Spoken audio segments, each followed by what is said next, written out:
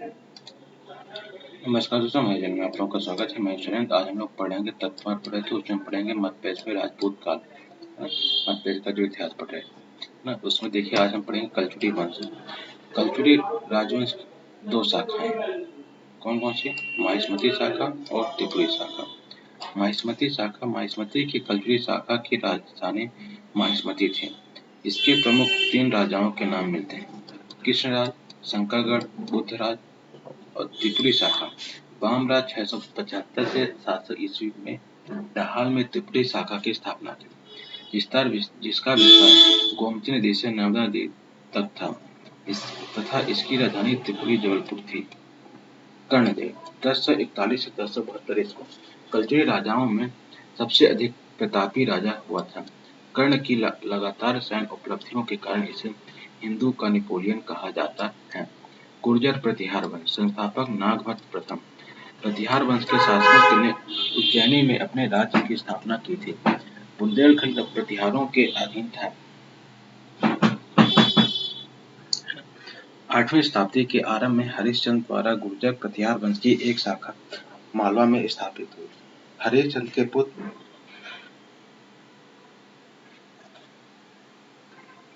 नागभट्ट प्रथम ने 730 ईस्वी के लगभग मालवा के समीप गुर्जर प्रतिहार वंश की स्थापना की थी, है ना। चंदेल वंश। संस्थापक नुन्नुक। यह सख्त जेजक अथवा जेता के नाम पर चंदेलों द्वारा शासित प्रदेश का नाम जेजाग मुक्ति पड़ा था। चंदेल वंश की स्थापना 831 ईस्वी में नन्नुक ने की थी। नन्नुक ने पौत्र जयसिंह के नाम पर इसका नाम जेजाग मुक्ति पड़ा था। इसकी राजधानी खजुराहो थी। चंदेल शासक आरंभ में प्रतिहारों के सामंत थे। वे स्वयं को चंद्र देवता एवं काशी के गहरवान नरेश के राजपुरोहित की पुत्री हिमवती की संतान मानते थे। राजा धंग ने सुबुक्तगीन के विरुद्ध जयपाल को सहायता भेजी थी। धंग ने 100 वर्ष से अधिक आयु के पश्चात स्वेच्छा से गंगा यमुना के संगम में समाधि लेकर प्राण त्याग दिए थे। धंग ने ललित कलाओं और विद्वानों को संरक्षण दिया तथा अपने शासनकाल में खजुराहो में अनेक मंदिरों का निर्माण कराया। धंग के शासनकाल में खजुराहो के दो श्रेष्ठतम मंदिरों पार्श्वनाथ और विश्वनाथ का निर्माण हुआ था। राजा गणदेव 1002 से 1019 ईस्वी चंदेल वंश का सुयोग्य उत्तराधिकारी हुआ। गणदेव ने आनंदपाल शाही को महमूद गजनवी के विरुद्ध सहायता प्रदान की थी। गंड ने अपने शासनकाल के समय खजुराहो में जगदम्बी नामक वैष्णव मंदिर तथा चित्रगुप्त नामक सूर्य मंदिर का निर्माण करवाया था।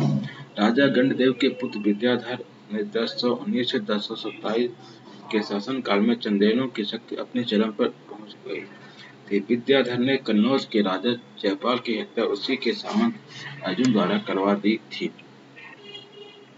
गणदेव ने खजुराहो के जगदम्बे तथा चित्रगुप्त मंदिर का निर्माण करवाया। खजुराहो में कंदरिया महादेव मंदिर के निर्माण का श्रेय गणदेव के पुत्र विद्याधर को है। विद्याधर ने खजुराहो के कंदरिया महादेव मंदिर का निर्माण करवाया था। विद्याधर के पश्चात विजयपाल एवं देवबर्मन सत्तासीन हुए थे। कलचुरी नरेश लक्ष्मीकर्ण ने देवबर्मन को पराजित किया था, परंतु देवबर्मन पश्चात सत्तासीन हुए कीर्तिवर्मन चंदेल 1060 से 1100 ईस्वी के लक्ष्मीकर्ण का विजय प्राप्त हुआ। परमार्थिदेव ने प्रारंभिक 16 वर्षों तक अर्थात 1182 ईस्वी तक शांतिपूर्ण शासन किया था। 1182 ईस्वी में दिल्ली के चौहान शासक पृथ्वीराज चौहान ने जेजाग मुक्ति पर आक्रमण किया था। परमार्थिदेव के वीर सेनापति आल्हा और उदल ने इस युद्ध में अत्यधिक शौर्य का प्रदर्शन किया, किंतु पृथ्वीराज चौहान की विजय हुई थी। चंदेल शासक परमार्थिदेव को 1182 ईस्वी में पृथ्वीराज चौहान ने पराजित किया था, है ना। मालवा का परवार वंश। संस्थापक उपेंद्र राज। वीर सिंह द्वितीय का उत्तराधिकारी एवं पुत्र सियक द्वितीय परमार वंश का संस्थापक स्वतंत्र हुआ था। परमार वंशी शासक मुज्ज ने हुणों को हराया था। मुज्ज की राजसभा में नवसारित के लेखक पद्मगुप्त, दशरूप के लेखक धनंजय, यशोरूपवालोक के रचयिता धनिक जैसे कवि कलाकार थे। परमार वंशी शासक भोज को इतिहास में महत्वपूर्ण स्थान प्राप्त है। कोक्कल प्रथम ने त्रिपुरी में कल्चुरी वंश की स्थापना की थी।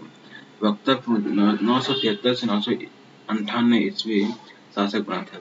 मुंज एक महान योद्धा, विद्वान एवं सुयोग्य प्रशासक था। उसके समय मलवा में स्वर्णयुग का आरंभ हुआ।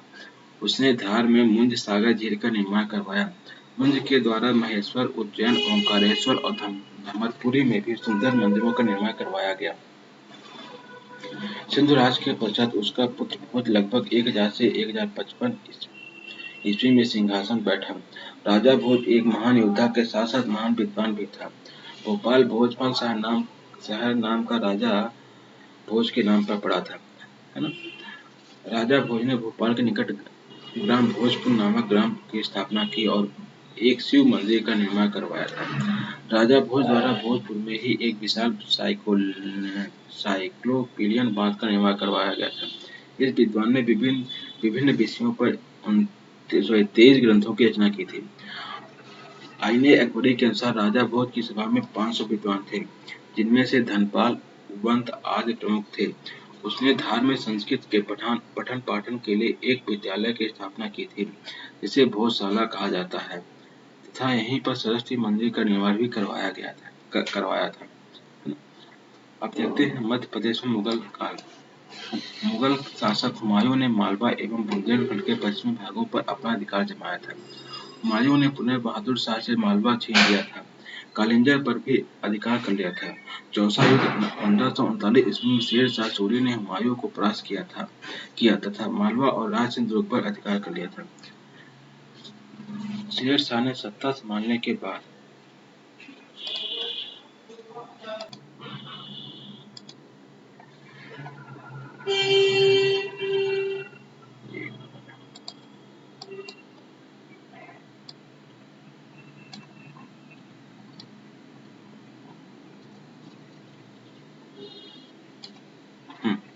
मैं गलत कर दिया था यार, रिकॉर्डिंग नहीं चालू किया था।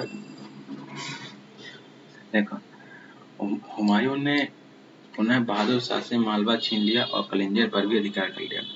चौसा युद्ध 1539 में शेर शाह सूरी ने हुमायूं को परास्त किया तथा मालवा और राजसिंह दुर्ग पर अधिकार कर लिया था, है ना। शेर शाह ने सत्ता संभालने के बाद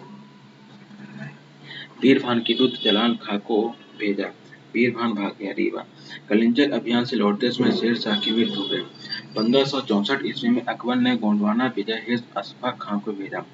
रानी दुर्गावती ने अपने अल्पायु पुत्र वीर नारायण की संरक्षा बनकर मुगल सेना से युद्ध किया और अंततः वीरगति को प्राप्त हुई। अकबर के समय मालवा का शासक संगीत प्रेमी बाज बहादुर था। मांडू खानदेशी की राजधानी बुरहानपुर पर आक्रमण कर अकबर ने अपनी अंतिम विजय के रूप में आसिरगढ़ का किला जीत लिया। अकबर की अंतिम विजय आसिरगढ़ का किला बुरहानपुर थी 1601 में। बीरभान की मृत्यु के बाद उसका पुत्र रामचंद्र उत्तराधिकारी हुआ। अकबर ने जलाल खां को रीवा नरेश रामचंद्र के दरबार में तानसेन को मांगने के लिए भेजा। औरंगजेब का जन्म दोहद गुजरात के मुमताज महल के पुत्र के रूप में हुआ था। 1707 ईस्वी में छत्रसाल ने औरंगजेब से संधि की। तत्पश्चात औरंगजेब ने उसे राजा की उपाधि तथा 4000 की मनसब प्रदान की थी। अब देखते हैं तोमर वंश। तोमर वंश के संस्थापक कौन थे? वीर सिंह देव तोमर। 14वीं सदी के उत्तरार्ध में ग्वालियर में वीर सिंह देव ने तोमर राजवंश की स्थापना की।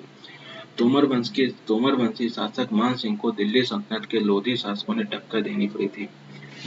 मध्य प्रदेश में सल्तनत काल। दिल्ली सल्तनत के गुलाम वंशी शासक कुतुबुद्दीन ऐबक ने मांडू, ग्वालियर, मालवा तथा उज्जैन को जीतकर नर्मदा नदी तक अपने साम्राज्य का विस्तार किया था। मालवा पर खिलजियों ने 1305 ईस्वी में अधिकार कर लिया था।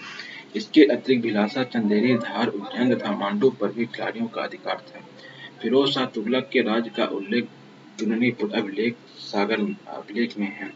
नसीरुद्दीन महमूद शाह के समय मालवा का सूबेदार दिलबार खां गौरी ने स्वतंत्र होकर चंदेरी पर अधिकार कर लिया था। तुगलकों के अधीन प्रदेश मालवा, बुंदेलखंड तथा भारत के दक्षिणी प्रदेशों में विंध्य पर्वत तक की समस्त भूमि सम्मिलित थी। मुगल वंश के संस्थापक बाबर ने चंदेरी के राजा मेदिनी राय को 1528 में हराकर उसकी पुत्रियों का विवाह हुमायूं एवं कामरान से करवा दिया था, है ना। तो अब मैं इस लेक्चर के यहाँ समाप्त करता हूँ मध्य प्रदेश में राजपूत पाल को। तो अब नेक्स्ट टॉपिक हम नेक्स्ट पार्ट में पढ़ेंगे। तो हमारे चैनल को सब्सक्राइब कर लीजिएगा। धन्यवाद।